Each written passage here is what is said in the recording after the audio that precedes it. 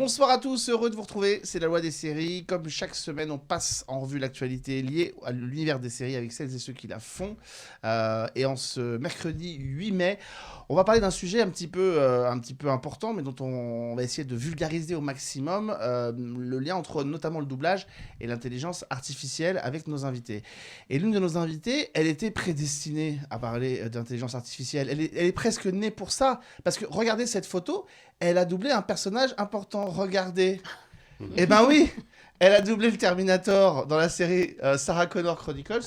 Elle était donc vouée à nous mettre en garde contre les dangers de l'intelligence artificielle. Olivia Luciani, bonsoir. Bonsoir. Merci d'être avec nous. C'est vrai, on est d'accord. Oui, c'est vrai. Tu as doublé Summer Glau dans pas mal de séries. Exactement, ouais. Dont la série Terminator qui est venue au milieu des années 2000. Ouais. À tes côtés, quelqu'un qui connaît aussi le travail sur la voix, mais plutôt partie voix off. On va voir un petit peu justement les différences, même si le métier de comédien est aussi important. Patrick Huban, bonsoir. Bonsoir. Comment allez-vous tous les deux ? Très bien, super. On va essayer de vulgariser toutes ces questions entre intelligence artificielle et le doublage, et puis plus précisément le travail du comédien, parce que c'est aussi ça, et de l'animateur ou du journaliste. Enfin voilà, toutes ces questions-là qui sont importantes dans les années à venir. On va en parler évidemment avec Nora Grandour et Julia Gabriele qui sont à mes côtés. Bonsoir. Tiens, une petite question là, comme ça, au dépoté rapidement. Ça vous fait flipper ou pas l'intelligence artificielle, toutes les deux ? Beaucoup. Moi, je travaille en tant que traductrice. À un moment, je suis déprimée de voir que Tu ce, n'auras plus de ce travail. travail va disparaître. Et toi ? Moi, oui, parce que déjà, comme je sais me servir de rien, même pas de TikTok, je vais être vite dépassée, moi, par la vie. Donc, Déjà. Ouais, déjà, voilà. Moi, Déjà. je ne prévois rien de bon. Et voilà. On va commencer à en parler évidemment dans un instant avec nos invités. Essayer de vous donner un maximum d'informations pour essayer de comprendre ce qui nous attend. Et si on peut arrêter le train en marche ou si on va juste essayer de le ralentir, finalement, c'est la question un petit peu qui nous vient à l'esprit. On va commencer comme on le fait régulièrement par une petite avant-première. C'est une série qui va faire son grand retour sur TF1 dans quelques jours. Ce sera la semaine prochaine, le jeudi 16 mai prochain à 21h. Vous allez découvrir les 4 premiers épisodes de cette nouvelle saison. Et voici le teaser, c'est HPI saison 4. Regardez. T'as 16 semaines, maman, là. T'as plus le choix, ok ? Je veux juste pouvoir en parler à Kardec. Il y a quand même des chances pour qu'il ait quelque chose à voir là-dedans, donc pour une fois, je voudrais faire les choses bien. Ah, Kardec, vous voilà. Je sais pas si vous vous souvenez, l'hiver dernier... Ok. Ouais, c'est Morgane. Faut vraiment que tu parles, hein. Kardec, vous avez eu mes messages? Hey, je vous vois, hein. Kardec. Regarde. Taisez-vous. Bon, alors, on a couché ensemble et je suis enceinte. Gilles? On a couché ensemble. Le phénomène HPI revient bientôt sur TF1. Voilà, vous êtes en moyenne autour de 10 millions de spectateurs à suivre HPI, c'est considérable, c'est une audience comme on n'en fait plus à la télévision depuis au moins une quinzaine d'années. C'est la saison 4, alors il y a 8 épisodes à cette saison 4, mais vous n'en verrez que 4 avant l'été, puisque il manque le tournage, je crois, des épisodes 5 et 6 qui vont être tournés très bientôt, mais il y a eu des petits soucis de ralentissement des tournages l'année dernière à cause de grèves effectivement qu'il y avait sur les tournages de pas mal de séries, et donc du coup ensuite les calendriers des autres tournages, notamment d'Audrey Fleurot, étaient un petit peu en flux tendu, et donc il a fallu un petit peu reporter les tournages des 2 derniers épisodes qui devraient être diffusés vraisemblablement, je pense, à la rentrée, ce qui va permettre à TF1 de capitaliser avant l'été et après l'été sur les très très bonnes audiences de cette série, et on leur souhaite le plus grand bien de la saison 4, donc il revient après que Morgane ait découvert qu'elle était enceinte. Voilà, mais elle a un doute sur l'identité du père. Voilà, et la question va être de savoir qui justement est le père, entre Kardec, donc son partenaire, ou un autre personnage. Artificielle. Oui, l'intelligence artificielle. va savoir, voilà. Ça arrive à partir du 16, et je pense que TF1 va nous diffuser un épisode par semaine pour rentabiliser un maximum, parce que c'est vrai que c'est un gros carton, hein, plus de 10 millions de spectateurs sur TF1 même, et puis pas loin de 1 million ou 1,5 million en replay, ce qui est absolument considérable. Il y aura une saison 5 ? Et il y aura une saison 5 qui, je crois, est la dernière. Ok. Oui, il me semble que ça a été plus ou moins confirmé par Audrey Fleurot. Je crois qu'elle ne veut pas faire la saison de trop, donc ça pourrait être la dernière. Pour l'instant, c'est pas officialisé, on n'est jamais à l'abri d'un renouvellement pour une saison 6, mais voilà, pour l'instant, on va laisser entendre que ce serait peut-être la dernière. On revient à notre sujet, on revient à l'intelligence artificielle, et le doublage et l'univers du doublage. Je faisais la blague tout à l'heure avec toi et avec le doublage de Summerglow, mais c'est pas faute d'avoir été prévenu et d'avoir été prévenu depuis au moins 1984. Regardez un petit extrait. I'll be back.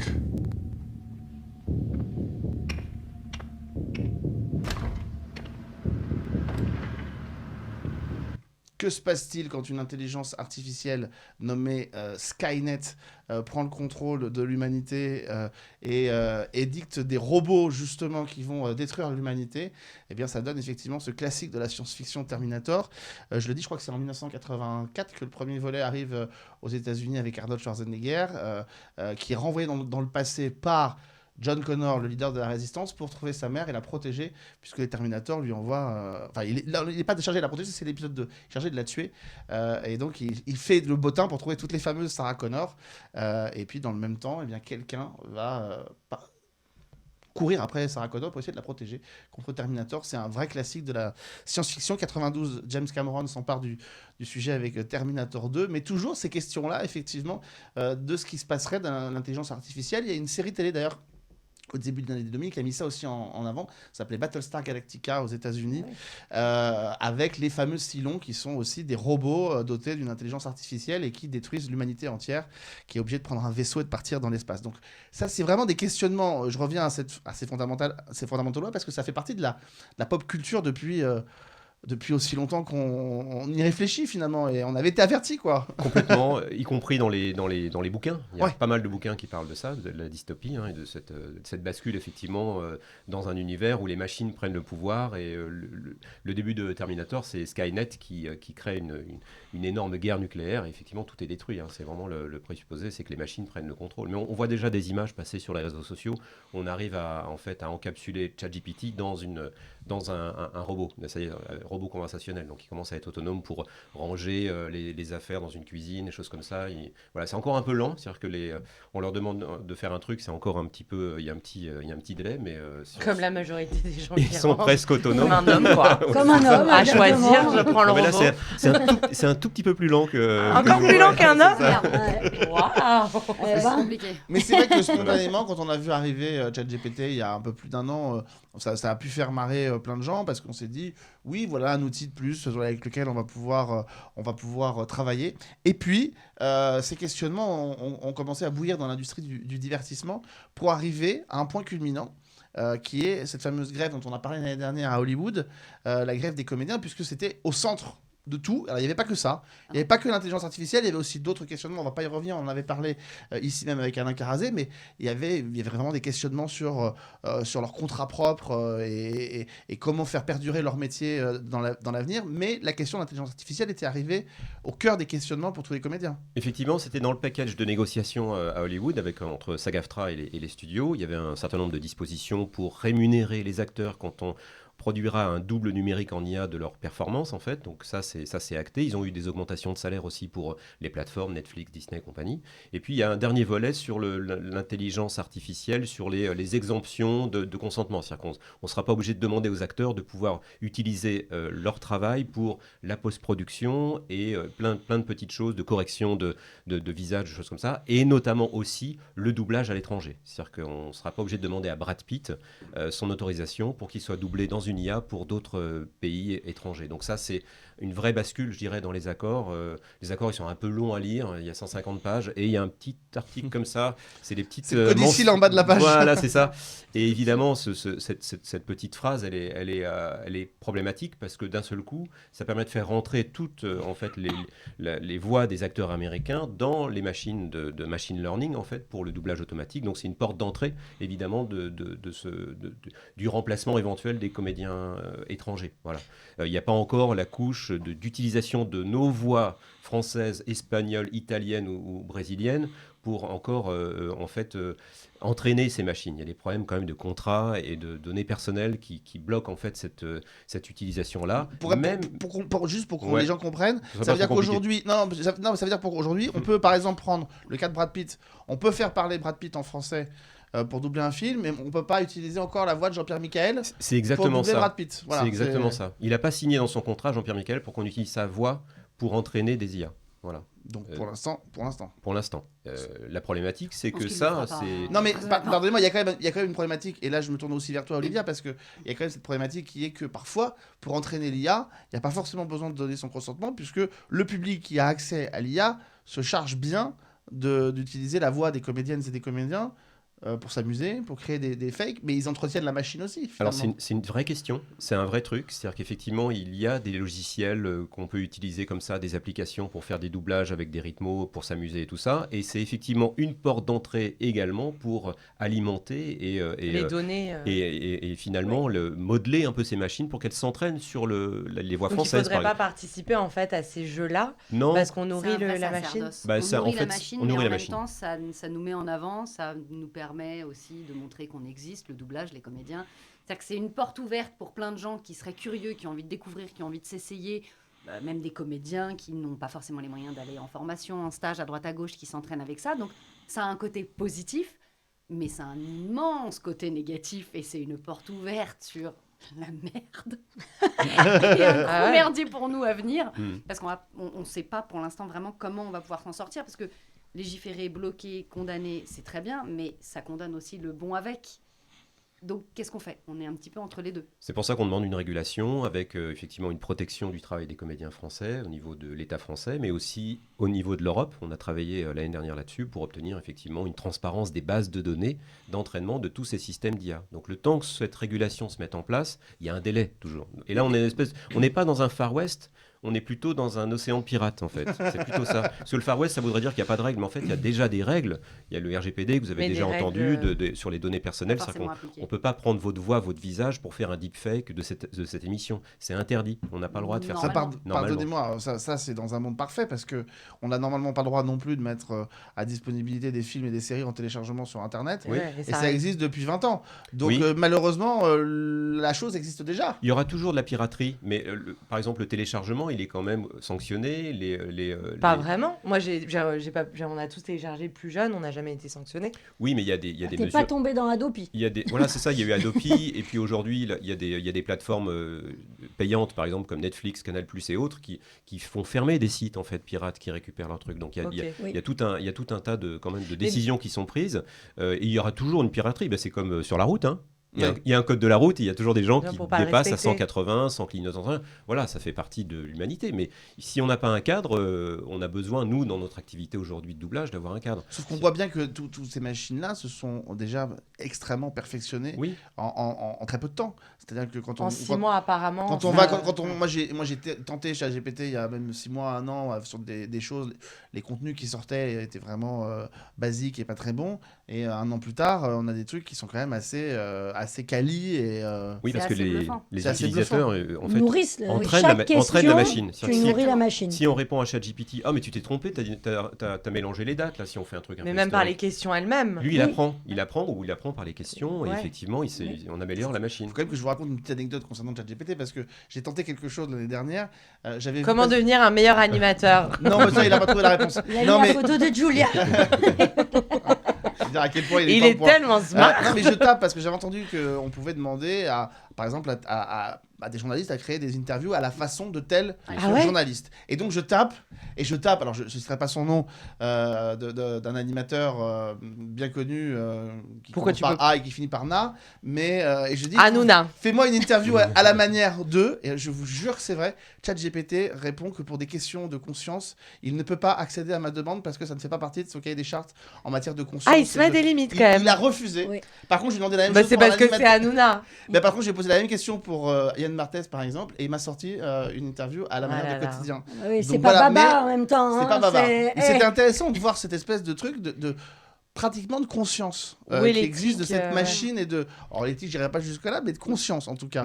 Voilà, derrière les intelligences artificielles, il y a aussi des petites mains. Il y a des gens qui bossent derrière et qui sont pas, c'est pas que des serveurs et des robots. Il y a aussi des gens qui évitent ce genre de Humanisent. biais, qui humanisent, et surtout, c'est toutes les petites mains Qui collectent de la des data. intelligences artificielles qui font de la reconnaissance d'objets, des choses comme ça. Et souvent, c'est dans des pays vraiment Oui. très très pauvres. Et il y a tout un système en fait d'esclavage autour de l'IA. Business. Tout un business de petites gens qui font ce travail aussi pour les machines de modération en fait, et qui sont payés évidemment des cacahuètes. Voilà, c'est aussi l'IA, il y a aussi ce penchant un peu qui est pas très beau beau à voir, qui effectivement est une réalité. Mais Voilà. dans le doublage, c'est qu'une affaire d'argent, de rentabilité, parce que... Alors, en fait, c'est De planning le aussi, deal je est le pense. suivant. Il est évident que je pense que c'est toujours la balance entre l'artistique, ce qu'on peut obtenir, et ce qui va pouvoir faire vendre et regarder des films et des séries sur la validité artistique d'un doublage, et effectivement la partie économique. Il y aura toujours cette dualité dans les gens qui décident dans les studios. Mais je pense que c'est surtout aujourd'hui une course de vitesse entre des gens qui ont monté des startups d'intelligence artificielle, qui ont besoin d'engranger en fait des investisseurs et qui ont besoin de faire des démos et de montrer des choses. C'est exactement, on est sur OpenAI, on est là-dessus. On sait que pour produire les images de Sora qui sont assez fluides et tout ça, bon, il a fallu quand même beaucoup de calculs, beaucoup d'énergie et utiliser des données qui ne sont pas autorisées. Donc c'est aussi ça, c'est pour ça que c'est aussi un peu de la piraterie et aussi de la finance, et c'est aussi une bulle, l'intelligence artificielle. Et nous concernant, il y a effectivement des startups qui sont autour d'Hollywood et qui aimeraient bien que Hollywood passe par ces startups pour Ça les doubler arrangerait bien, pour l'ensemble Hollywood, ça des les arrange, pays. c'est ce qu'ils Voilà. veulent aussi. Et- Ils en ont marre un peu de passer par nous pour grossir le trait. Mhm. Ils ont très envie que tout se passe dans leur production Qu'ils sur le place. contrôlent. Exactement. Mais on Et est ils ont le d'accord contrôle. qu'une bonne voix de doublage, et c'est peut-être ce que tu vas nous expliquer, c'est une voix par essence qui est imparfaite, ou qui a quelque chose... Qui est humaine. qui a quelque chose Donc, avec d'étrange. toutes C'est les les voix imperfections qu'on que ça aime peut- ouais. le plus. Exactement. Et peu importe qu'une machine se perfectionne, même d'ici 10-15 ans, on n'aura jamais une voix artificielle qui pourra même faire un tout petit peu d'ombre à une voix humaine. C'est pas On comparable. ne pense pas. Non. On n'en sait rien. Pour l'instant, on n'en sait rien. Tout ce qu'on sait à l'heure actuelle, c'est qu'ils ne remplissent pas 3 conditions clés. Ils vont pas plus vite que nous, ils sont pas meilleurs que nous, et ils sont pas moins chers que nous. Et ils procurent Donc, pas tant d'émotion. qu'ils n'arrivent pas à remplir ces 3 critères, Ouais. peut continuer de Parce bosser. qu'apparemment, c'est Pardonnez-moi. l'émotion qu'ils n'arrivent pas Ouais. du tout à L'émotion, ils n'y arrivent retranscrire. pas. C'est Pour l'instant, c'est une machine. C'est une machine qui n'est pas incarnée. Elle n'a pas de corps, elle n'a pas de conscience d'elle-même Donc, elle en peut fait. pas. Donc Oui, c'est mais- c'est que de la recopie. L'intelligence artificielle, si vous regardez, c'est des du statistiques avec des tokens qu'on Ouais. va prendre Non, dans. mais Et la Karaoke voix doit nous être très trahit. drôle. Voilà. La beauté d'une voix, c'est qu'elle nous trahit à tout moment. mais Julia, et j'imagine qu'une pardon, machine je ne suis- peut pas se trahir elle-même. Mais je suis désolé, mais là, je pense que vraiment, par rapport aux spectateurs et par rapport. J'aimerais qu'on soit dans un monde dans lequel ce que tu dis là. Ah, mais moi, je pense qu'on prend les spectateurs pour des cons, et c'est ce que Mais je non, mais essaye bien sûr de que faire non. toute la Je journée pense, ici. je pense que malheureusement, le spectateur qui voit une série ou qui voit un film, d'abord, ce qu'il veut, c'est qu'il veut pas avoir accès. La plupart des gens, on l'oublie, veulent avoir accès à une VF. Donc, ils veulent entendre effectivement les dialogues et les phrasés en VF. La majorité, le sous-titrage, ça les intéresse pas. Oui, ça oui. Maintenant, on le voit bien aussi, parce que moi qui suis le doublage depuis des années, on voit bien que les voix qui avaient des vraies personnalités, des vrais timbres de voix reconnaissables, au fil des années, ont eu tendance un tout petit peu à décliner, parce qu'il fallait qu'on puisse déjà, sans l'intelligence artificielle, pouvoir les remplacer Oui, s'ils mais devenaient ça, un c'est peu pas trop le choix des gourmands. spectateurs, je suis d'accord, mais c'est Oui, le mais choix les- de non, l'industrie. mais les spectateurs Mais les derrière- spectateurs, je suis sûr que c'est les voix qu'ils aiment. Mais les J'en ai- spectateurs derrière, il était pas en demande de récérer ses anciennes voix. Mais parce que Bah, ils choisissent Là, ses je vais batailles. dire, Pas à non, cette parce époque-là. que Mais Ah, maintenant, moi, c'est en train de changer. non, parce que pardon, j'ai fait la semaine dernière 2 jours sur l'IA, parce que comme j'y comprends rien, je me cultive. Tu fais tes En devoirs. fait, le vrai problème, enfin, oui, dans ce que vous dites, c'est vrai pour nous, mais en fait, les jeunes qui sont les téléspectateurs de maintenant et de demain, eux sont déjà habitués à beaucoup de contenu avec des voix d'IA, donc eux ne seront pas dérangés parce qu'ils Parce ont déjà été manipulés, en fait. en par- fait, eux sont Non, c'est pas- habitués à ce timbre de voix qui n'a pas toutes les nuances auxquelles nous sommes nous les vieux, donc, nous sommes habitués et qui pour nous pose un problème. Pour les jeunes de maintenant, de toute façon, c'est comme ça que c'était doublé. C'est sont biberonnés c'est à ça. ouais, c'est exactement Oui. ce qu'on a pointé, c'est-à-dire que c'est un risque effectivement, un peu comme la musique avec le Oui. MP3 qui a un peu dégradé notre façon Oui. d'écouter Tout à fait, vraiment, oui. vraiment la musique. On revient aujourd'hui un peu au CD, au vinyle, bon, il y a un peu un retour là-dessus. Mais pour ce qui nous concerne là, ce qu'on demande effectivement, c'est d'éviter que les robots puissent parler à notre place en fait. C'est-à-dire que Oui. les gens s'habituent à un truc comme ça. Parce que en fait, le doublage, c'est valable aussi pour les livres audio, les documentaires, les programmes à la télé, hein, c'est toute l'audio, c'est toute la voix en fait dans les médias et au cinéma, c'est ce qui véhicule l'émotion en fait, le sens du texte, et c'est notre culture, c'est vraiment notre Tout à langue, fait. c'est Bah, la, c'est ce c'est qui la fait qu'on est préservation des de la êtres langue et de la culture La langue. qui est liée à cette histoire-là. C'est pas forcément un problème de technique, c'est ce qu'on explique aux différents politiques qu'on rencontre, que ce soit à l'Assemblée, au Sénat, qui au veulent ministère bien. de la Culture, ceux qui veulent bien, on leur explique ça, c'est qu'il y a un enjeu en fait de civilisation, j'aime pas trop ce terme-là, mais en tout Oui. cas sur la langue française, c'est comment on exprime les choses et comment on exprime les idées. Pour exprimer les idées, il y a toujours une émotion, il y a le sens du texte, il y a toutes ces choses-là. L'IA ne fait pas ça. Elle va récupérer l'émotion, le sens d'un texte sur un film et elle va essayer de la coller sur un deuxième film, en fait. Donc, il n'y a rien de vivant, il n'y a rien d'organique. Et ça, effectivement, c'est un vrai souci. C'est de savoir dans quelle civilisation on a envie de basculer. Est-ce qu'on a envie d'avoir une artificialisation des émotions partout ? C'est valable aussi pour les médias, pour les présentateurs et les journalistes. C'est un vrai sujet. Il y a une chaîne qui est en développement qui s'appelle Channel One. Il n'y a pas un présentateur. Où ça ?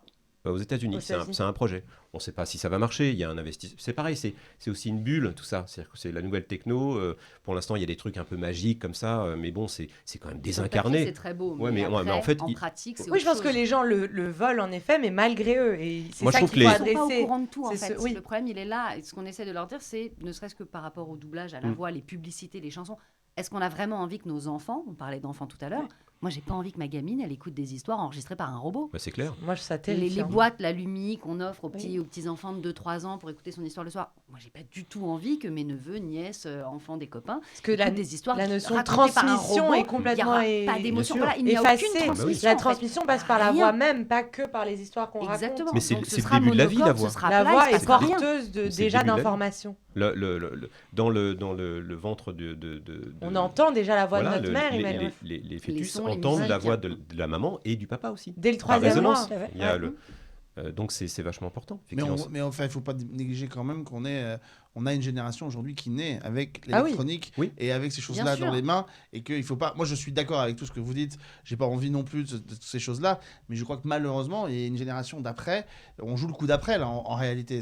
On n'est pas en train de parler que de maintenant. On est en train de parler de demain. Et que je vois malheureusement. Moi qui me suis intéressé au doublage, qui a été bercé par toutes ces grandes voix, je vois bien qu'aujourd'hui, les voix qu'on entend dans les séries, dans les films, dans les dessins animés, elles sont beaucoup plus... Aseptisées. Ouais. Mais elles tu sont beaucoup préfères plus les aseptisées. anciennes. Prenons-toi qui connais Ouais, le mais sujet oui, mieux mais- que nous. oui, mais- Oui, mais tu lui, préfères il n'est pas celle-là. le futur avec tout mon Je suis pas le respect. futur. Mais aussi- ton avis est déjà intéressant. Tu Oui, mais préférais c'est- ces voix-là. Oui, C'est aussi un renouvellement. C'est-à-dire que si on prenait les voix d'il y a 30 ans et qu'on les met dans les doublages aujourd'hui, il y aurait aussi un petit décalage. C'est oui, mais on aussi pourrait une aller chercher, évolution. Voilà. pourrait aller chercher des comédiens aujourd'hui qui ont des voix avec du relief, avec de la personnalité. Mais il y en a. Il y en a. Oui, il y en a. Il y en a, Il y en a, mais- ouais. On en recherche, il n'y a pas de souci, mais la plupart du temps, on a un autre obstacle, nous, c'est le client. Voilà, le c'est ça. diffuseur. C'est la demande qui est lui malade. demande un truc un peu plus lisse, un peu plus neutre. On arrive de temps en temps à mettre là, des petites touches un peu plus Parce que loufoques. tout à on l'heure, va tu as dire. parlé des 3 critères que les voix n'avaient pas, mais tu as oublié le 4e critère que elle est là, c'est que la 4e, c'est que l'IA, elle ne revendique rien. Et elle ne demande rien. Pas encore, mais tout Pour ça l'instant, sera non. Non, mais d'accord, mais Toi, ce que je t'as veux dire, pas c'est vu que... beaucoup de films avec Tom Cruise. Ah ouais, d'accord, mais on Elle parle- va moi, je pense qu'elle va commencer à devenir mais ce que je veux exigeante. dire, Non, c'est mais Après- tout à fait. C'est Non. que t'es Non, c'est on est un d'accord. objet. Elle demande que rien, tu- mais oui. dans l'absolu, tu sais, on ne demande pas. Après, on grand-chose sait que ça non plus, hein. consomme, Non, mais ça attention. consomme beaucoup d'électricité et de data. Ouais. Oui. C'est-à-dire Et que d'eau. la... et Mais d'eau c'est pas aussi. du tout écologique. Énormément. Non, pas du tout. ça l'est Et pas Et ça du demande tout surtout écolo. des datas parce qu'en fait, D'eau, vraiment le système a refroidir besoin les machines. d'énormément de quantité de data pour s'entraîner. Et c'est là où il y a un problème. C'est qu'en fait, ces intelligences artificielles, surtout celles qui sont développées dans d'autres pays qui ne sont pas forcément aux États-Unis ni en Europe, se développent en fait sur notre travail. C'est-à-dire qu'elles vont écouter effectivement les séries, elles vont aller, ce qu'on appelle gratter, moissonner sur Internet toutes nos images, toutes nos voix et toutes nos vidéos, sans le consentement des artistes et aussi des producteurs de ces contenus. Là, on montrait des séries qui passent sur TF1 ou autre. Ça serait pas étonnant que ce soit récupéré par une IA pour pouvoir faire une version de HPI totalement en IA, mais de manière pirate en fait, parce que je pense que les producteurs seraient pas d'accord. Donc c'est ça aussi, mais les ça, enjeux ça sont se là, c'est le consentement et l'utilisation de données qui sont protégées par le copyright ou par différents... Et Nous, on quand le je- voit. Ouais, et quand je mais disais tout on à l'heure voit pas les demander, autres. c'était vraiment pas en termes. Je sais que vous n'êtes pas des militants à revendiquer plein de choses, mais demander des choses qui sont totalement naturelles. Mais on l'a vu notamment à des secteurs beaucoup plus terre à terre encore, comme la grande distribution par exemple. Pendant des années, dans la grande distribution, on nous disait mais non, nous, les clients, quand vous leur posiez la question, ah ouais, non, mais nous, ce qui compte, c'est l'humain derrière la caisse. Et puis les grandes surfaces disaient jamais on ira mettre des caisses enregistreuses automatiques. Et puis, quand à un moment donné, vous avez 6 caddies qui attendent à votre caisse et que vous mettez 1 heure, le client qui voulait avoir la personne à sa caisse et que vous lui mettez une caisse automatique, il dit ouais, bon, c'est pas très grave. j'y Oui. vais Ah oui, et non, mais j'utilise. évidemment. Et du coup, on met le doigt dans un engrenage. Mais je connais pas une personne qui aime les caisses automatiques. Donc ça dépend vraiment par Elle a un quel côté biais on pratique, voit mais on ne l'aime pas. personne. Mais on la consomme Moi, je sais quand pas, même. à chaque fois, je suis obligée d'appeler la vendeuse parce que ça se bloque. Alors, Donc tu vois, ouais, on moi, essaie Oui, de mais on la créer du consomme mais quand même. n'empêche, quand Ouais, même, on la on la consomme. bien sûr. Oui, On la oui. consomme. C'est pour ça qu'on essaie d'utiliser aussi un autre angle d'attaque. Enfin, d'attaque, entre guillemets, le mot est pas bon, on part pas en guerre non plus. De proactivité. Si on veut, c'est-à-dire que nous, on est visible, disons-nous. On travaille dans la voix, donc les pubs, le doublage, X, Y, les animateurs, les journalistes. On nous voit, on nous entend, donc nos combats, on peut plus facilement en parler, chez vous, chez d'autres aussi. Ok. Maintenant, monsieur et madame tout le monde, ils sont aussi visés. On n'en a pas vraiment conscience, on s'en rend pas compte, mais t'appelles Freebox, parce qu'il n'y a plus l'heure sur ta Freebox. Acceptez-vous que cette conversation soit enregistrée? Tu dis oui parce que t'en as marre et il n'y a pas l'heure sur ta Freebox et tu veux vraiment avoir ce foutu réparateur pour que ça s'arrange. Donc, on enregistre ta conversation, donc ta conversation va être utilisée. Elle va aussi, à ce moment-là, nourrir une IA. Et à ce moment-là, on peut aussi récupérer ta voix. Qu'est-ce qui se passe? Eh ben, ça donne qu'aux États-Unis, il y a eu une demande de rançon qui a été faite pour une enfant qui n'avait pas du tout été kidnappée, mais dont on avait volé la voix et dont on avait trafiqué la voix, qui a fait une demande de rançon auprès de ses parents. Il y a une petite fille, je crois que c'est en Espagne ou en Italie, je ne sais plus, on a utilisé sa voix pour un film à caractère pas très très joli. Donc c'est ça aussi, c'est-à-dire que le dark web, là, mais il se frotte les mains, il s'en donne à cœur joie, parce qu'on peut récupérer des visages. Toi qui mets la photo de ton petit filleul chez Tata Rachel au moment de Noël, tu es bien contente de la poster sur Facebook en disant « Hey, ça y est, elle a 3 ans ». Ouais, bah t'inquiète pas qu'il y a Gérard, le gros dégueulasse sur le dark web, qui fait « Hey, yeah, je vais récupérer l'image et je vais en faire quelque chose de dégueulasse ». Un Oui, deepfake mais ça, par pornographique. exemple, nous, on Il y a a aussi les ça. flics, enfin la police, la vraie, dans notre quartier, qui vient aux réunions de copropriété dire arrêtez de mettre votre vie privée, arrêtez de mettre vos enfants. Plus de 50% de la pédopornographie vient de Je comprends contenu pas qu'on mis puisse, par les parents, ou la famille proche en tout cas. Arrêtez. Et là, il y a un vrai travail même pédagogique, parce que de toute façon, le dark web, on ne va pas l'arrêter, la pédopornographie, malheureusement Bien non sûr. plus. Donc c'est un vrai travail Mais pédagogique on nourrit aussi. aussi l'IA par rapport à ça. Bien sûr. Ouais. Avec ça, on la nourrit et on lui ouvre une porte, mais comme ça, faites-vous plaisir avec des gens qui s'essayent justement à la manipulation et à essayer de transformer des images et des voix. Je voudrais qu'on continue, mais qu'on avance sur un autre sujet qui est cette voix. Parce que là, on parle évidemment de l'utilisation de votre voix sur du travail à venir, pourquoi pas. Mais il y a un aspect, notamment dans le doublage, que je voudrais qu'on mentionne. Si je vous dis par exemple Alain Dorval, si je pense à ton papa, si je pense à plein de gens comme ça, dont la voix a été importante pour plein de gens au cinéma ou à la télévision. Qu'est-ce qui aujourd'hui protège On peut faire parler le les fait morts. de se dire demain, le prochain film de Stallone, je veux que ce soit quand même la voix d'Alain Dorval qui le double. Alors, qu'il avec l'IA, on peut- comment c'est Bah, cadré? Ils le font maintenant. Bah, Ils c'est font nous, même c'est nous, des... les ayants droit. Ouais. C'est nous qui mettons des vétos pour empêcher ces choses-là, parce que on peut pas décider pour les morts. C'est impossible. Ça se C'est trouve- contre nature. Exactement. Ça se trouve, mon père aurait été ravi. Il m'aurait dit, bon, bah écoute, si demain je suis plus là, vous utilisez ma voix, vous faites quand même Mais des ça se films, trouve ça me pas. ferait plaisir. Mais ça se trouve, il en a pas du tout envie. Ouais. Je suis garante de ça. Alors, j'y vais avec ce que moi je pense de lui, de ce que je connais de lui. Ça se trouve, je me trompe complètement, mais pour ma part, c'est non. Et je sais que pour beaucoup d'ayants droit, c'est non. Et pour vous, Ou si on pouvait sauf- vous dire que vous auriez une voix immortelle, Moi, ça m'intéresse pas. aujourd'hui vous signez non ou vous signez Je oui? signe non. Qu'on réutilise ma voix sur des choses que je n'ai pas enregistrées, c'est non. C'est non. Par contre, qu'on rediffuse des séries, qu'on rediffuse des films, des interviews, mais bien sûr, au contraire, exploitez-les, il n'y a pas de souci. Mais pas créer quelque chose qui n'a pas existé. Cette personne-là ne l'a pas fait. Au même tarif de faire chanter des chanteurs morts. Utiliser Ce qui a été l'image, fait récemment. utiliser l'image de chanteurs Ouais. morts. Ou quand maintenant ils font un film, je crois, avec Marilyn et James Dean. Johnny Hallyday, ils le font chanter Ils dans veulent des... tenter de faire un film C'est Oui, il y a- avec il y a- Marilyn Il y a et Edith James Piaf Dean. aussi. Edith Ouais. Piaf, il y a un- Ça, c'est quoi? C'est comment ça s'appelle, existe, là, hein, les hologrammes les duos Ouais. virtuels ont Hologrammes. toujours existé. Hologrammes. Ça fait des années qu'il y a eu ça. Mais il faut Bah, savoir c'est- que pour qu'il y ait un duo virtuel, c'est qu'il y a un ayant droit qui a dit oui. Ah ouais, ok. Ah bah, Vous bien avez sûr. même des artistes vivants qui le font, puisque c'est Bien comme sûr. ça que Ah bah, Abba a fait un Ouais. nouveau. Oui. Non, a il fait est un vivant, nouveau. je comprends. Oui, Les Black bah Eyed non, Peas pas forcément. l'avaient fait comprend. aussi à un concert. Les Black Eyed Peas l'ont Oui, fait à mais un si concert. eux veulent, Oui, mais ils d'accord, mais s'éclatent, ça- c'est Jam et n'empêche les quand même- hologrammes. Il n'empêche quand même que Mais- ça nourrit quand Hein même, ça nourrit quand même la Ouais, machine. bien sûr. Après, Oui, ça, oui, c'est tout le- à fait. ça, c'est le premier volet de l'autorisation, c'est effectivement les ayants droit. Et il y a aussi la deuxième question qui est reliée à cette histoire-là, c'est quel genre d'IA vont pouvoir produire ces trucs-là. Aujourd'hui, les IA qui font ce genre genre de deepfake ou de de-aging, re-aging, choses comme ça. On en a parlé sur des plateaux avec les gens de MacGuff notamment qui font ce genre de C'est quoi, manipulation. de-aging, re-aging en 3 mots? On peut changer l'âge de l'acteur. Voilà. Ok. Donc toutes ces manipulations dans des IA aujourd'hui ne sont pas faites par des IA de confiance. C'est-à-dire que les bases de données ne sont pas certifiées, on ne sait pas où partent finalement nos données de visage et de voix. Et donc aujourd'hui on n'a pas de cadre et d'industriel de l'IA suffisamment je dirais clear pour pouvoir le faire en fait. Il y a vraiment ça quoi. Donc voilà. Très Donc américain. oui, à force de parler avec des Américains, de faire des réunions tout le temps, ça laisse des traces. Mais en tout cas, c'est ça. C'est qu'aujourd'hui, il n'y a pas d'IA de confiance pour pouvoir le faire. Voilà. Et puis après, surtout, évidemment, c'est les ayants droit qui doivent s'exprimer sur l'autorisation ou pas. Quoi. Mais c'est les C'est mêmes pas parce conditions. qu'on C'est est mort qu'on a le droit. hein. les mêmes conditions que pour n'importe quel travail, œuvre d'art, etc. En termes de durée, en termes de. Ah non. On est d'accord que les écrivains et les... Non mais je sais que par exemple pour certains, avant que ça tombe dans le domaine public par exemple, certaines œuvres, c'est 70 ans après la disparition du dernier ayant droit. C'est pareil en termes de voix, comment ça se Oui, passe là, on pour parle être, pas des droits d'auteur, c'est juste Non, l'utilisation de- c'est les Ben, droits déjà de base, de la personne là pour le coup. le comédien, D'accord. l'artiste qu'il est, cède ses droits en amont. Mais on cède nos droits par rapport à des œuvres bien spécifiques et par rapport à des contextes bien spécifiques. Pas par rapport au talent lui-même ou le... Exactement. Je vais donner un cas qui me concerne directement. Mon papa a enregistré 2 CD avec le rappeur SCH, qui s'appelle Julius 1 et Julius 2, je crois, un truc comme ça. Je ne connais rien du tout. Et quand papa était encore en vie, SCH a utilisé la voix du CD lors de son concert. Donc papa a dit bah non, en fait, parce que j'ai cédé mes droits pour les enregistrements et l'exploitation du CD et la pub et la promo, Mais pas pour le concert. Donc on fait un avenant au contrat, c'est pas grave, ça arrive tous les jours, tout se passe très bien.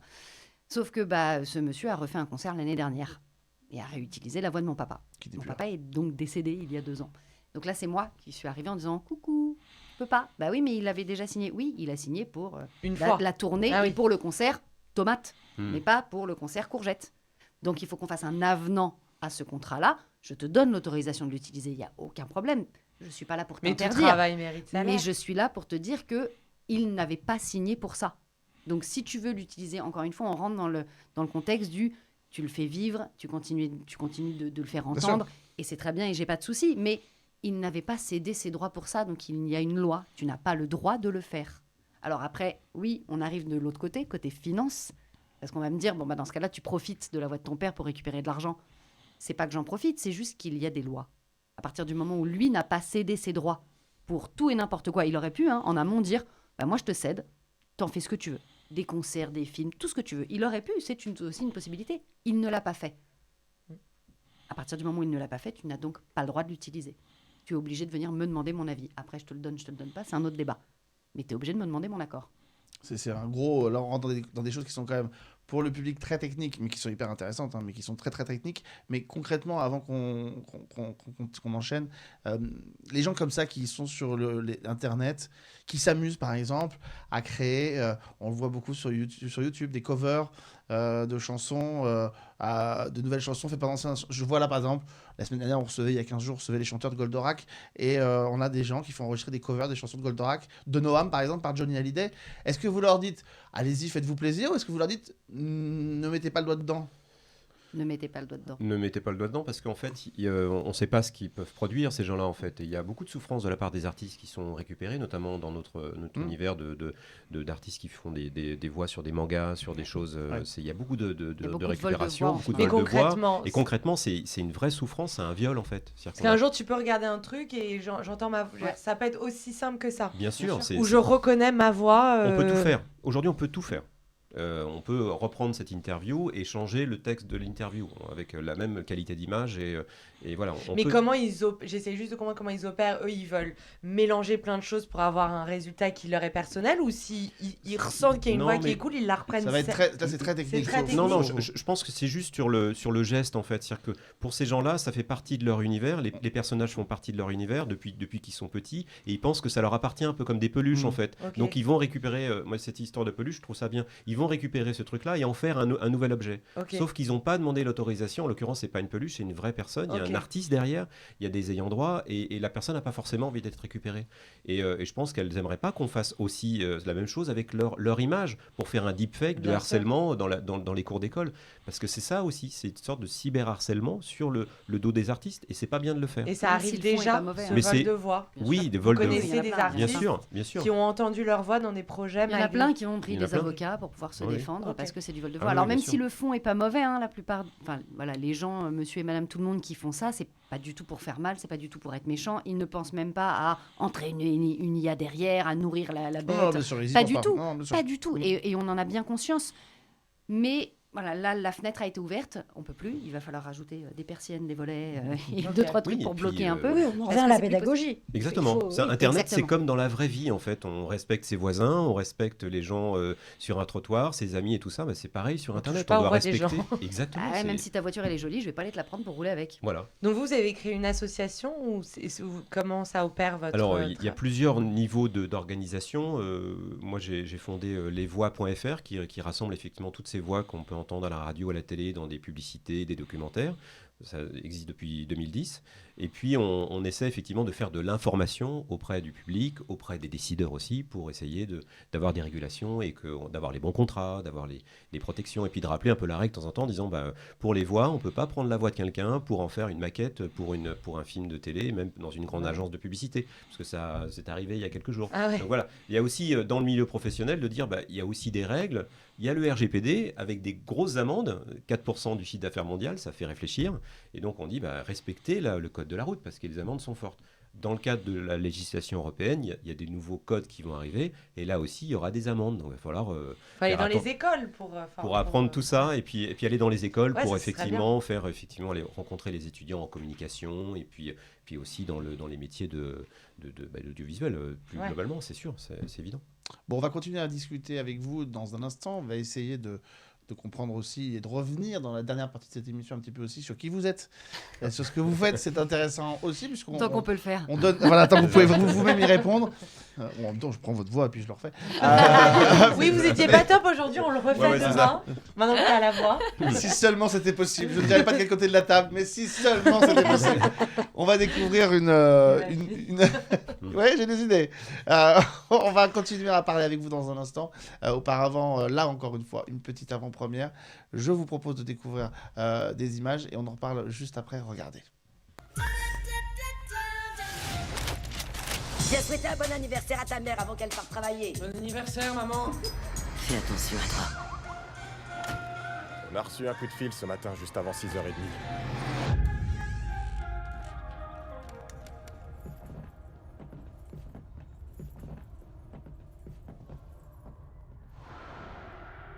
Inspecteur, vous devriez venir voir.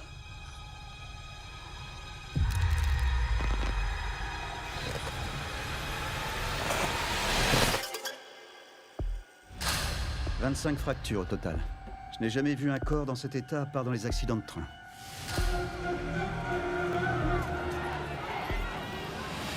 Il a déjà tué avant. Il est beaucoup trop doué pour une première fois. Il devait connaître les victimes. Ça a l'air personnel. On n'a pas de témoin oculaire dans les 3 cas. Qui entrerait sans se faire remarquer? La dernière chose dont on a besoin, c'est un tueur en Il série. est là, il va falloir s'y faire. T'as peur? Pourquoi je devrais? Voilà, c'est la saison 2 Merci. d'une série qui avait été lancée il y a 3 ans sur Prime Video qui s'appelait Them, Eux. C'est une série d'anthologie produite par Jordan Peele et créée par Little Marvin. Donc évidemment, dans l'univers de Jordan Peele, voilà, on retrouve l'affiche qui est une déclinaison de celle de la première saison. L'idée, c'est effectivement de proposer aux acteurs noirs américains les mêmes types d'histoires que on a offert pendant des années effectivement à tous les acteurs blancs américains, c'est-à-dire des histoires de maison hantée, des histoires de tueurs en série, mais sauf en prenant le prisme de l'histoire. Dans la première saison, on suivait une famille de noirs américains bourgeois qui s'installent à la fin des années 40 dans un petit quartier où il n'y a que des blancs qui la regardent de travers et où ils sont menacés par les gens de l'extérieur, mais aussi par une créature étrange à l'intérieur de la maison. C'était une série vraiment incroyable, mais glaçante au possible. Et la saison 2, une anthologie donc. On est en 1991, fin 91. On est juste avant les émeutes de Los Angeles qui vont mettre la ville vraiment à feu et à sang. Et il y a un tueur en série qui sévit dans cette ville et qui s'en prend à plein de gens. Et le premier corps est retrouvé dans une maison sous le lavabo. Et la femme a été complètement cassée dans tous les sens et avec le visage complètement étiré pour manifester la peur. Et la flic qu'on va croiser va se retrouver à enquêter sur ce tueur en série. Sa maman, c'est Pam Grier. Alors, on l'avait vu dans Jackie Brown, le film de Quentin Tarantino. Et elle revient dans cette série. Voilà, moi j'avais vu la première saison que j'avais trouvé absolument fantastique. Et cette deuxième saison vient d'arriver il y a quelques semaines sur Prime Video. Oui. Voilà, c'était ça ma question. Ben voilà, elle vient d'arriver et elle est dispo. Il y a 8 ou 9 épisodes et je vous le conseille. Et je sais que Julia adore ce genre de programme. Ça s'appelle Them ou Eux en français, mais je vous invite vraiment à la découvrir. On revient à nos invités qui sont toujours avec nous et on va terminer cette émission justement en revenant un petit peu sur votre parcours puisque nous sommes le 8 mai et il y a 4 jours c'était à peu près... On peut dire que c'était à peu près la fête d'Olivia Lucchini quand même. À peu près... Voyons la photo fête d'anniversaire ? Non, presque. Regardons. La photo va apparaître à l'écran, un personnage iconique. May the Force be with you. C'est la journée Star Wars du 4 mai tous les ans. Et tu as la chance, à la fois en dessin animé et en jeu vidéo, d'être... en live. Et en live aussi, t'as doublé... Ah, je savais pas. Si, la série Ahsoka Tano. Ouais, la série Ahsoka en live. Et puis dans Mandalorian. C'est-à-dire en live. En version, ils ont transféré le personnage qui était un personnage d'animé avec une actrice. Ouais. C'est Rosario Dawson qui joue Ahsoka dans la série éponyme. Et donc, tu es un Jedi. Exactement, apparemment, depuis quelques années maintenant. Et ça fait quoi alors d'avoir... Réponds en Jedi. Mais Jedi, c'est un personnage, tu sais, elle répond avec sa voix, tu sais. Tu peux pas répondre avec tes intonations de Jedi ? Alors, ce personnage-là, il est un peu compliqué dans Star Wars, parce que je crois que c'est... Alors, pas le seul, puisque Anakin, ça a déjà été le cas, où on voit effectivement l'évolution de enfant à adulte. Mais je crois qu'il n'y en a pas d'autres en dehors de Anakin et Ahsoka, où on voit vraiment une évolution. Ahsoka qui était la disciple de Anakin, donc de Dark Vador. Exactement, donc de Dark Vador. C'est-à-dire que je l'ai commencé, elle avait dans l'histoire 12 ans, à peu près. Ok.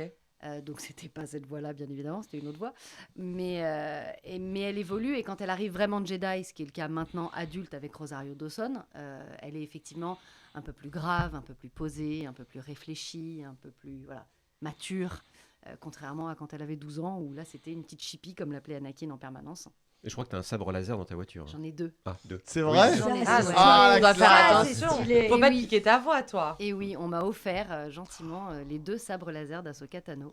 Donc je peux pas, j'ai sabre laser. C'est pas mal. Elle m'a offert. Et alors tu sais t'en servir Non, pas vraiment. J'ai fait quand même une photo pour l'occasion, pour les réseaux, pour leur montrer que ils étaient bien déballés. Ma fille rêve de jouer avec, mais c'est hors de question. Ne t'en approche pas. Je peux te faire mal avec la force. Ouais. Et est-ce que la voix vieillit ? Parce que toi, ça fait très longtemps que tu fais du doublage. Est-ce que tu vois des vrais changements ? Oui. Non, il y a un réel changement. Je me rends compte que j'ai plus le même timbre qu'il y a 20 ans, bien évidemment. Et j'entends des doublages de mon père, par exemple, dont on parlait, des doublages d'il y a 30 ans. C'est pas les mêmes qu'il y a 2 ans avant qu'ils partent, hein, je peux te le dire. Donc oui, la voix vieillit un petit peu. Après, on arrive... Ce que j'explique aux gens, la différence entre, à mon sens, le doublage, ou du moins le travail du comédien en doublage et... vous, nous, tout le monde dans la rue, le kidam, comme on dit, c'est que nous, on modifie notre voix, mais consciemment. Vous le faites inconsciemment, nous, on le fait consciemment. C'est la seule nuance. Mais vous le faites aussi sans même vous en rendre compte. Chaque fois, je prends cet exemple. Quand tu as ta banque au téléphone et que tu es à découvert, des fois, tu réponds et tu fais « Oui, bonjour, ça va ?» Voilà. Quand tu as ta mère qui t'appelle pour la 25e fois de la journée et que tu as juste envie de la tarter, tu fais « Oui, qu'est-ce qu'il y a ?» Tu n'as pas la même voix. Tu la places pas au même endroit parce que ton énergie ne se place pas au même endroit. Donc nous, c'est régi par de l'émotionnel et vous par la technicité. Nous, c'est régi aussi par de l'émotionnel, mais on va techniquement placer notre émotionnel à cet endroit-là pour avoir ce timbre-là. C'est la seule différence. Je salue Madame Lucchini, vous saurez comment elle répond quand elle vous la gonflez. T'es très pédagogue. Merci, à chaque fois, tu prends des exemples pour illustrer. J'aime beaucoup. T'expliques hyper bien à chaque fois. Mais je suis passionnée par mon métier. Je continue de débriefer les comédiens, on avance. Non, mais j'adore le cas comme ça. Je suis passionnée, donc j'aime bien expliquer mon métier. Des petits exemples pratiques. Moi, par exemple, ça fait 45 minutes, j'ai l'impression d'écouter Canal, tu vois. C'est ça. Moi, j'ai branché devant Canal+. Bah oui, regardez la vidéo qui arrive, vous allez comprendre pourquoi. Bah oui. Exactement. Tous ceux qui écoutent Canal+.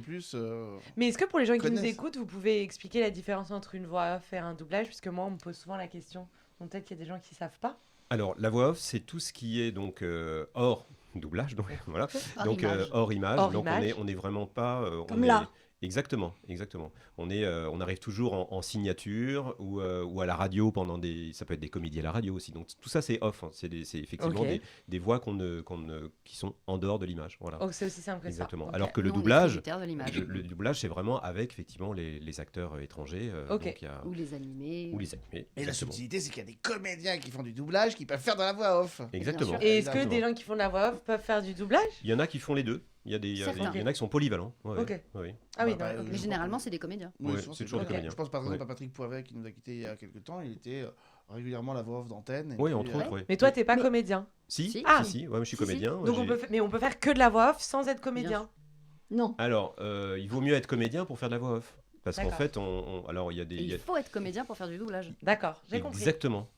Après, il y a des gens qui ont des facilités, plus pour faire des bandes annonces ou de la radio ou C'est des pas le même habillages, exercice. voilà. Et il y en a qui sont polyvalents, qui arrivent à tout faire. Comme vous voilà. deux. Ils sont. Alors moi, je fais pas trop de doublage. Et moi, Voilà. je fais pas trop de voix off. Voilà, mais On est d'accord que sur une pub, c'est de la voix off. Pas forcément. Genre, oui, t'entends c'est un truc. exactement. Pas le gars exactement. qui est dans cette exactement. case-là. Sauf Ah, si c'est le doublage d'une pub américaine. Bah Non, oui, non, mais c'est je veux souvent doublé. Non, parce Non, que mais après, souvent, c'est- du coup, dans la pub, tu reconnais Ah bah oui. les acteurs. Très souvent, on nous Ok. on appelle c'est des comédiens Dylan de de voix Beverly Hills. officielle ou de séries ou de films Ah ouais. pour aller faire une voilà. pub. Après, c'est en fait, pour résumer, c'est le métier qui vient vous chercher pour ce que vous faites le mieux. Le mieux. Ok. Donc moi j'ai travaillé dans des petites radios quand j'ai commencé, j'ai fait des cours d'acteur après, mais dans les radios où j'ai travaillé, on m'a toujours fait enregistrer les publicités parce que j'avais une voix qui était bien pour ça. Donc après je me dis il y a peut-être un truc à Je vous trouver. jure, c'est la voix de Canal. Hein. C'est Voilà. la voix de Canal. Moi qui écoute très souvent Oui. les bandes annonces de Canal, cette voix-là, Alors, on la effectivement, connaît. il y a Ah ouais, elle est toutes cool. les bandes annonces de Ah bah foot, Formule 1, voilà. Donc je suis abonné un peu. Jusqu'au journal du Hard. Il y a eu quelques bandes annonces. Alors on est deux, hein. Il y a Guillaume Vert aussi qui fait des voix, donc il y a deux femmes aussi, donc voilà. Et par exemple, là, quand tu parles avec ta voix de Canal ou c'est une Alors, petite case dans ta tête la où voix de t'enclenches ta voix de Canal? Non, C'est une vraie question. Oui, En mais fait, on nous on- pose souvent cette question-là. On est toujours dans la radio, on est toujours dans l'intime, c'est-à-dire qu'on parle à quelqu'un. Donc quand je fais des bandes annonces de Canal, je parle à l'abonné qui est derrière son poste en fait. Donc quand je dis précédemment dans la fièvre, voilà. C'est ouf. Ah, j'aime beaucoup ce choix. Ouais, C'est elle est ma série obsédée par préférée. cette- Voilà. Et bien là on parle à la personne qui est dans son canapé. Donc toi, c'est l'intention qui guide la voix. Je m'adresse à la personne. Il y a une intention comme ça, je m'adresse. Et qu'est-ce que mes deux charmants invités pourraient expliquer à mes deux charmantes J'ai rien participantes dit. et qui parlent aux gens dans le studio comme s'ils étaient à 10 km d'eux, alors qu'en fait ils sont en face d'eux. Moi, je suis italienne, De en poser fait, sa donc voix. je fais ce que je Moi, je veux. dois être sourde avec l'âge. Et voilà. Je voudrais qu'on voit deux dernières photos pour continuer à avancer. Regardez cette photo. Alors ça, si vous avez regardé Dynasty et le personnage de Fallon, forcément que cette voix, vous la connaissez parce que de Fallon et de sa mère, Dans une des saisons, oui. puisque sa mère, à un moment donné, A pris son visage. a pris son visage. Oui, mais non, c'était terrifiant. Sa mère, Tu Alexis fais pas la Carrington. voix de la mère et de la fille. Bah si, parce que Si, du coup, parce c'est que la même c'était la actrice. même comédienne. Ah, d'accord. Un des personnages quand même très fun de ces dernières années à faire. Génial, à faire. extraordinaire. Mais cette comédienne est géniale de Ouais. toute façon. Elle est vraiment Elisabeth Gillis. Elle est super. Elle ne fait que des salopes en fait. Elle ne fait que des gens Donc c'est qu'elle doit pas désagréables et être très insupportables. salope. Non, je pense pas qu'elle le soit dans la vie. Enfin après, j'en sais rien. Je la connais J'irai pas. pas lui mais, demander. Ah. Non, j'irai pas lui demander non Mais plus. elle est douée pour le faire. Oui, Ah, c'est plutôt bon signe. Elle a tenté de faire des trucs un peu plus genre téléfilm de TF1, thriller où elle est la gentille petite fille. Je la trouve pas bien là-dedans. Puis elle est pas agréable à doubler. Par exemple, Patrick- Là-dedans, elle est très agréable à Par doubler. exemple, Patrick, nous on l'imagine très bien faire des gentlemen, tu vois. Il a toujours ce côté très Ah, classe. je sais pas. Ou alors Très- des- Non, je suis sûr que La ça. classe Au british. théâtre, je faisais souvent des patrons qui étaient pas Ah sympas. oui, en aussi, fait. ouais. Ah ouais. Dans les scènes, il y a un patron, hop, tu vas le faire. Ah, je te Je vois mettais grave mon faire des costume, patrons pas voilà, sympas. voilà. Et pour finir, Exactement, ça marchait plutôt bien. Et pour finir, ce n'est pas du doublage, mais on va voir apparaître une photo, et ce Oh n'est mon pas Dieu. du doublage. Bah non, mais on va voir apparaître la dernière photo de l'émission. Mon Dieu, oui. Enfin, Donc, Alors, où est-ce que tu es un court-métrage, Est-ce qu'on un te film, voit Oui, une on série. voit. Non mais on te voit. oui, on me voit.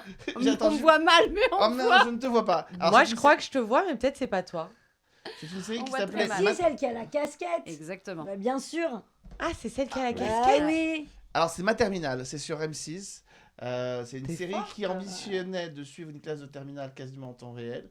C'est fait par un monsieur de télévision qu'on connaît bien. Alors, il avait déjà fait Les Yeux dans les Bleus, le documentaire sur la Coupe du Monde Magnifique 98. documentaire. Et il va faire une série que moi j'ai adorée qui s'appelait Foudre. C'est Stéphane Meunier qui a Exactement. réalisé cette série et qui malheureusement n'a pas fonctionné comme M6 l'aurait voulu, mais qui a été une vraie tentative.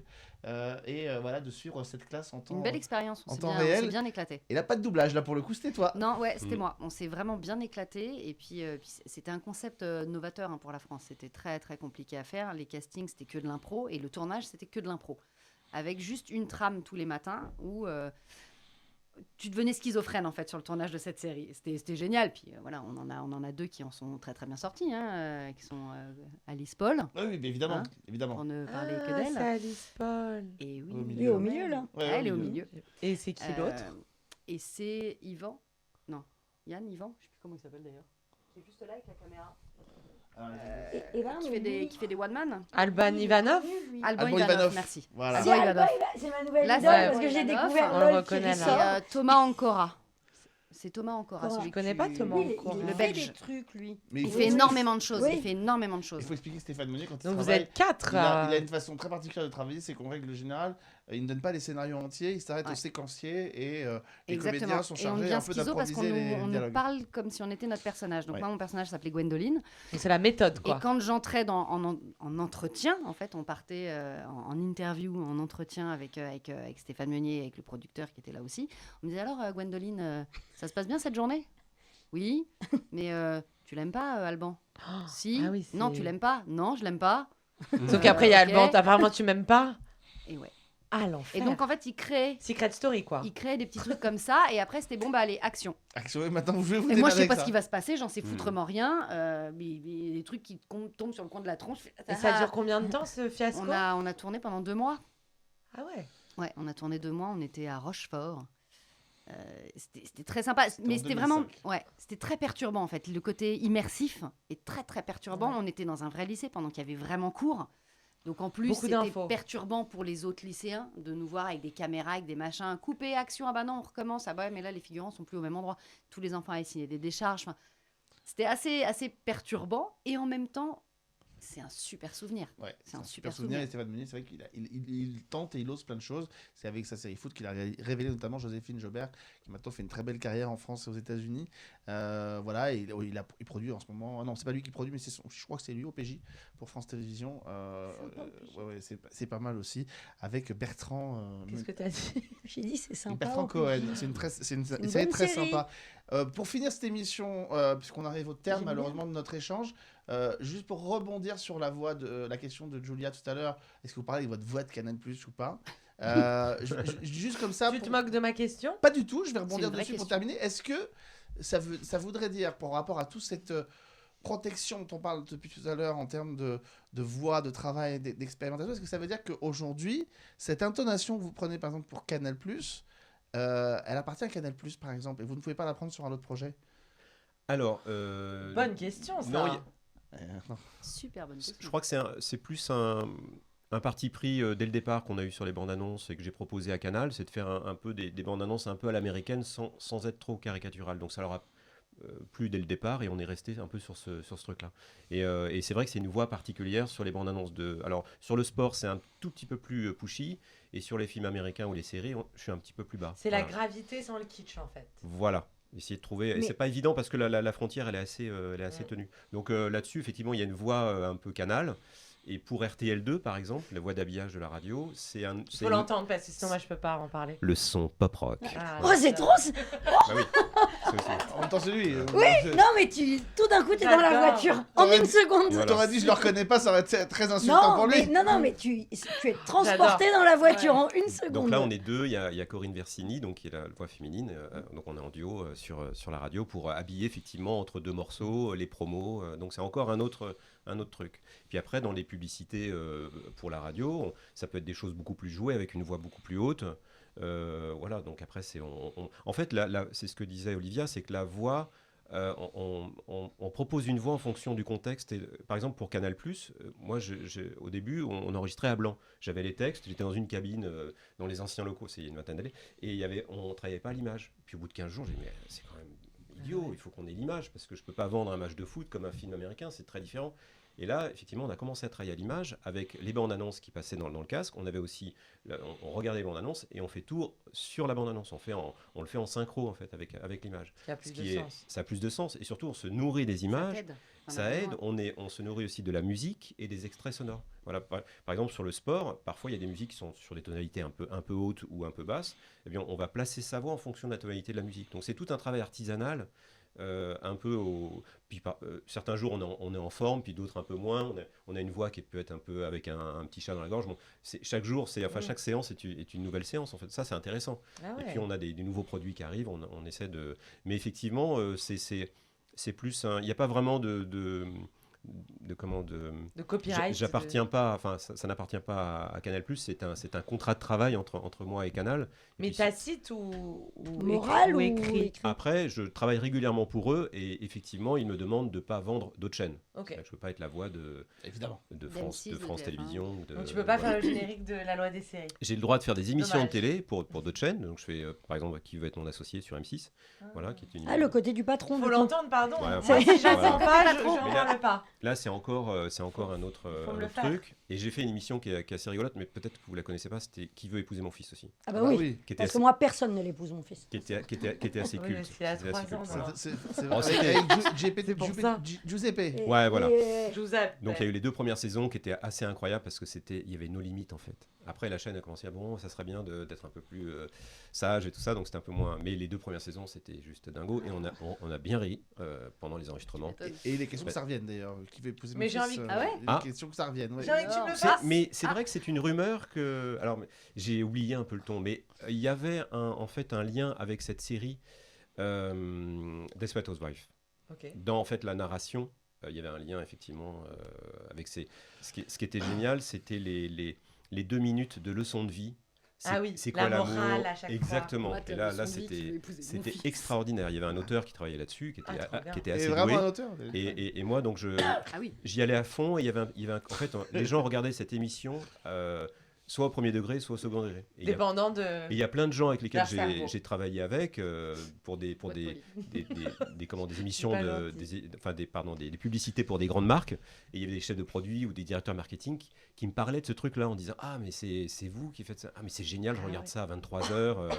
Donc il y a plein de gens aussi qui se détendent à regarder ce genre de trucs. Voilà. Après. Le patron de Leclerc te dit qu'il regarde Qui veut épouser mon fils. Oui, mais en fait c'est ça. Mais c'est que c'est fatigant d'être intelligent, il faut se reposer. Il y a plein de professions intellectuelles qui regardent aussi ce genre d'émission parce que ça vide le cerveau. Ça vide le cerveau. Qui ne sont pas très fatigués autour de cette table. Voilà. Je suis épuisée. Bon, écoutez les amis, vous avez compris. Donc, sur l'intelligence artificielle, il y a beaucoup de choses à dire. J'espère qu'on a essayé quand même d'en dire un maximum et d'essayer d'être un peu pédago. Ne mettez pas le doigt dans l'engrenage, c'est à peu près comme ça qu'on peut résumer la solution. Et puis respecter les artistes de manière générale, ça aussi c'est important. Merci à tous de nous avoir suivis. Je remercie évidemment Rob qui était à la réalisation. On n'aura pas le temps de terminer avec le dernier vidéo, mais c'est pas grave, on fera une prochaine fois. Olivia Lucioni, Patrick Cuban, merci d'avoir été avec nous et d'être venus. Et vraiment, j'espère que la force sera avec vous pour continuer à faire porter ces idées un peu partout. On revient quand vous voulez pour vous donner des petites nouvelles sur des négociations avec la ministre de la Culture. Et vous revenez. Avec plaisir. Le rendez-vous est pris. Plaisir partagé. Vous revenez dès que vous avez eu cette discussion avec la ministre et on continuera d'en reparler pour voir comment les choses évoluent. On se retrouve, nous on se retrouve vendredi pour un nouveau numéro de La Loi des séries. On sera avec la comédienne Camille Clarisse pour La Fulgurée sur France 2. Merci, France 3 pardon. Merci à tous de nous avoir suivis. À très vite. Ciao ciao.